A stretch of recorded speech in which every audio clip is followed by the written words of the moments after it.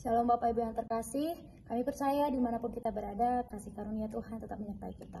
Pada saat ini kita akan menyembah Tuhan, mari sama-sama kita siapkan hati kita angkat lagu pujian kita, walau 1000 rebah.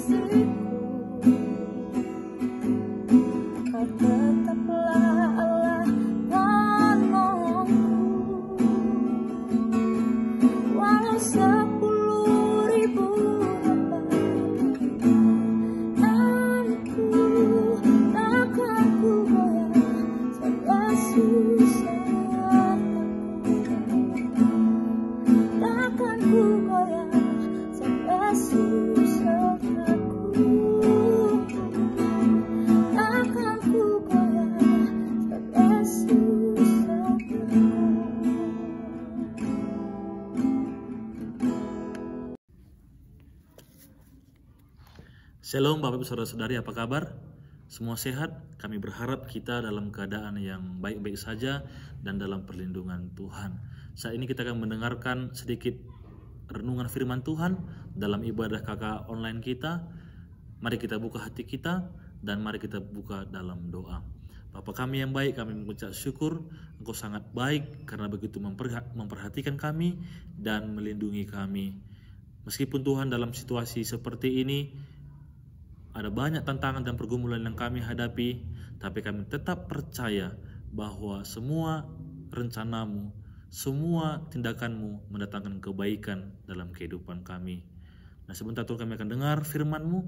Biarlah firman-Mu akan menguatkan kami dan memberikan kami semangat yang baru.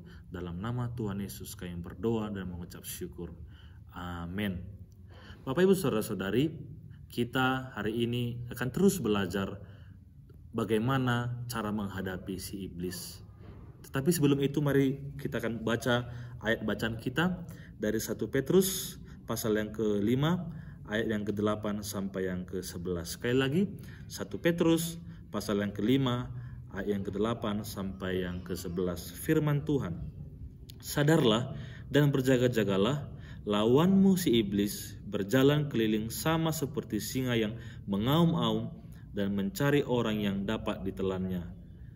Lawanlah dia dengan iman yang teguh, sebab kamu tahu bahwa semua saudaramu di seluruh dunia menanggung penderitaan yang sama. Dan Allah, sumber segala kasih karunia, yang telah memanggil kamu dalam Kristus kepada kemuliaannya yang kekal, akan melengkapi, meneguhkan, menguatkan, dan mengokohkan kamu sesudah kamu menderita seketika lamanya. Ialah yang empunya kuasa sampai selama-lamanya. Amin. Kita sudah belajar minggu lalu bagaimana kita cara menghadapi si iblis. Yang pertama adalah kita harus sadar bahwa lawan kita adalah iblis. Sadar ya, lawan kita bukan teman kita, bukan grup yang orang yang tidak suka kepada kita, bukan saingan kita, tetapi orang-orang itu semua dipakai si iblis untuk menghancurkan kita. Jadi kita harus sadar bahwa lawan kita adalah si iblis. Dan yang kedua, kita harus berjaga-jaga, ya, bahwa kita harus, yang terutama sekali, kita menjaga iman kita supaya tetap kuat di dalam Tuhan, dan kita berjaga-jaga atas keluarga kita. Jangan sampai kita sibuk bekerja sehingga kita melupakan keluarga kita, dan itu menjadi sasaran empuk si iblis untuk menghancurkan rumah tangga kita. Dan hari ini kita akan belajar yang ketiga, bagaimana caranya menghadapi si iblis. Yang ketiga adalah dengan cara lawan. Ya, lawan. Mari kita lihat sekali lagi ayat yang ke-9. Lawanlah dia dengan iman yang teguh, sebab kamu tahu bahwa semua saudaramu di seluruh dunia menanggung penderitaan yang sama. Dikatakan di sini, lawanlah si iblis dengan iman yang teguh. Dengan iman yang teguh, kita tidak bisa bilang aku bisa dengan kekuatanku, aku bisa dengan usahaku, aku bisa melawan iblis dengan uang yang banyak, aku bisa melawan iblis dengan pukulan fisik mungkin, dengan tinjuan. Kita tidak bisa melawan iblis. Ingat, iblis sudah jauh lebih berpengalaman daripada kita. Dia sudah ada, dia sudah menipu manusia, Adam dan Hawa, sejak zaman penciptaan. Tapi puji Tuhan, selalu ada kabar baik. Kita bisa melawan si iblis dengan iman yang teguh. Kita harus sadar, kita harus terus mengandalkan Tuhan. Kita harus memelihara, kita harus menjaga iman kita supaya iman kita tetap teguh di dalam Tuhan. Cara melawan si iblis yang ampuh ialah melawan dengan iman yang teguh. Oleh sebab itu, kita harus bisa menjaga iman kita, bisa memelihara iman kita. Ingat, iman kita bisa mati, bisa kandas, bisa gugur, bisa layu, tapi juga iman kita bisa bertumbuh dan semakin kuat di dalam Tuhan. Hari-hari ini kita, masyarakat Indonesia, kita disarankan untuk vaksin. Supaya apa? Supaya tubuh kita kuat menghadapi virus corona. Imun kita, tingkat kekebalan imun kita akan semakin bertambah kalau kita divaksin. Nah, itu secara tubuh, secara jasmani, apalagi kerohanian kita. Kita perlu vaksin, kita perlu berbuat sesuatu supaya kerohanian kita, supaya iman kita semakin kuat di dalam Tuhan. Nah, bagaimana caranya supaya iman kita semakin teguh di dalam Tuhan? Mari saya bantu Bapak Ibu Saudara-saudari. Caranya yang pertama ialah kita harus mendengar firman Tuhan. Kita dengar firman Tuhan. Makanya saya menyarankan kita semua untuk mengejar ibadah. Baik di gereja, baik di KKA, atau di komsel kita, waktu kita beribadah, kita bisa dengar firman Tuhan dan iman kita semakin dikuatkan. Lalu yang selanjutnya, kita beribadah kepada Tuhan. Baik di gereja, baik di KKA, kita memuji Tuhan. Kita bernyanyi. Maka itu akan memperkuat iman kita dan memperkuat roh kita. Yang berikutnya kita, kalau boleh, bahkan diharuskan supaya kita punya persekutuan di KKA. Kita masuk di KKA, disitulah kita saling menguatkan, saling mengokohkan, saling mengingatkan satu dengan yang lainnya. Kalau kita sendirian, kita tidak akan bisa bertumbuh dan tidak ada yang bisa memberikan masukan. Dan yang lainnya, mari ambil waktu, berikan hati untuk melayani. Apa yang kita bisa, kita lakukan di KKA ataupun di gereja. Lalu kita maju lagi, kita memimpin atau kita memuridkan orang-orang yang ada di sekitar kita. Dengan demikian, iman kita akan semakin kuat di dalam Tuhan. Iman kita akan semakin teguh di dalam Tuhan sehingga kita bisa mengalahkan si iblis. Itulah yang ketiga. Caranya kita harus melawan dengan iman yang teguh. Yang keempat selanjutnya apa lagi? Yang keempat adalah kita harus mengetahui sumber kekuatan kita. Ingat, mengetahui sumber kekuatan kita. Ayatnya terdapat di ayat yang ke-10. Mari kita perhatikan. Dan Allah, sumber segala kasih karunia, yang telah memanggil kamu dalam Kristus kepada kemuliaan-Nya yang kekal, akan melengkapi, meneguhkan, menguatkan, dan mengokohkan kamu sesudah kamu menderita seketika lamanya. Dikatakan, dan Allah sumber segala kasih karunia. Saya rasa ini adalah puncak khotbah kita, puncak renungan kita dalam menghadapi siasat si iblis. Yaitu kita harus tahu bahwa Allah, Tuhan Yesus, yang menjadi sumber kekuatan kita. Ingat sekali lagi bahwa kita ini adalah manusia roh. Ya, kita ini manusia roh dan Allah kita adalah Allah roh. Oleh sebab itu, kita harus terus mengandalkan Dia, meminta kekuatan yang daripada Tuhan.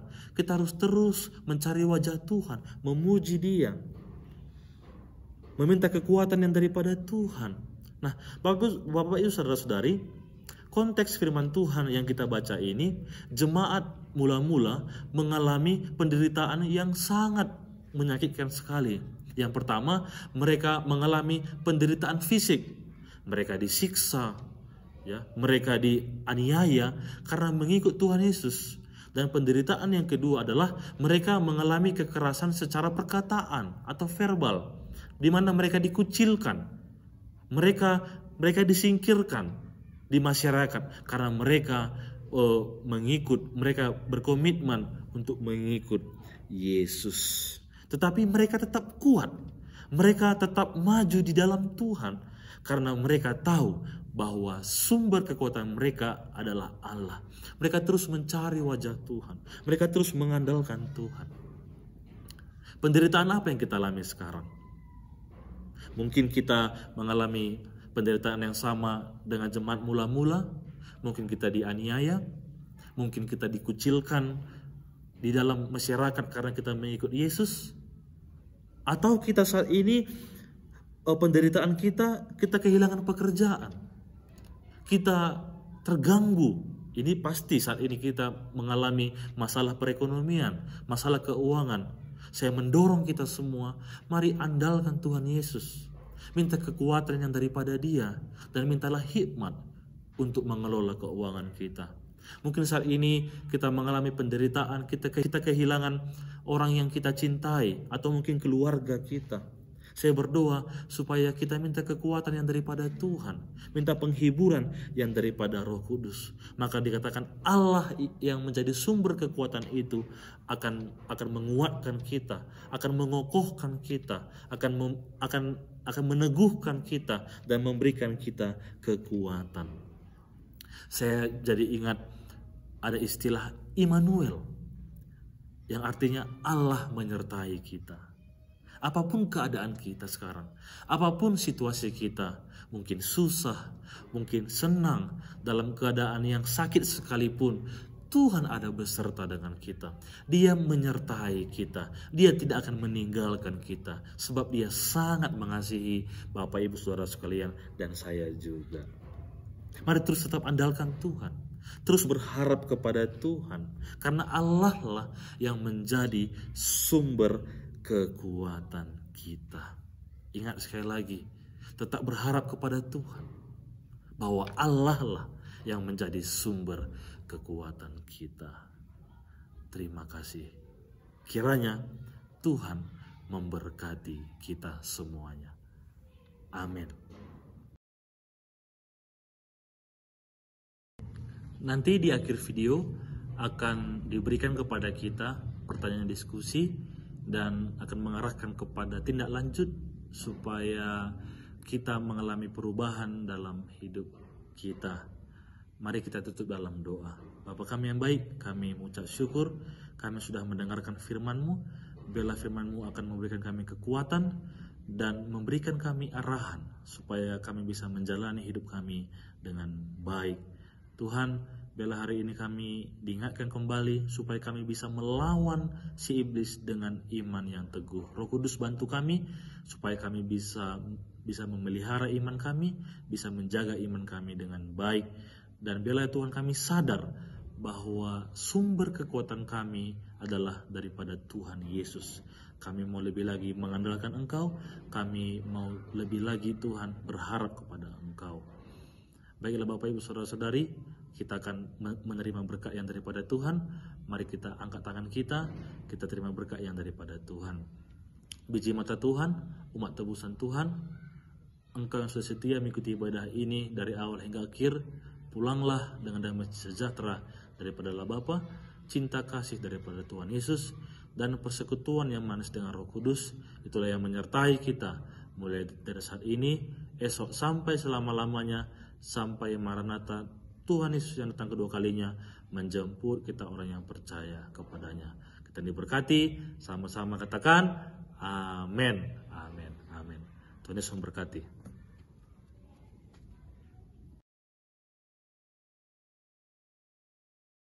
Pertanyaan yang kita diskusikan saat ini, yang pertama ialah satu hal penting apa yang Bapak Ibu Saudara-saudari dapatkan dari sharing firman Tuhan hari ini. Dan yang kedua adalah tindak lanjut apa yang akan Anda lakukan setelah mendengar firman Tuhan ini. Tuhan Yesus memberkati.